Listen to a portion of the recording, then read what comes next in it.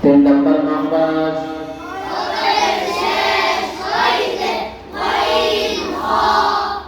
গাইন খ কোন জায়গা থেকে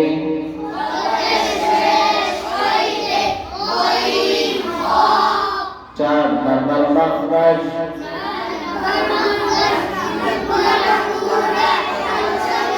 একসাথে জিব্বার পুরা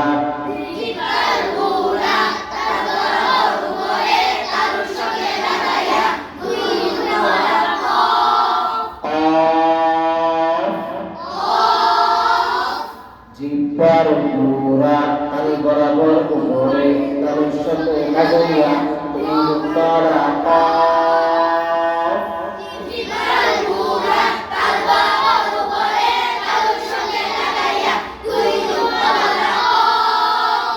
পাঁচ নম্বর মাখরাজ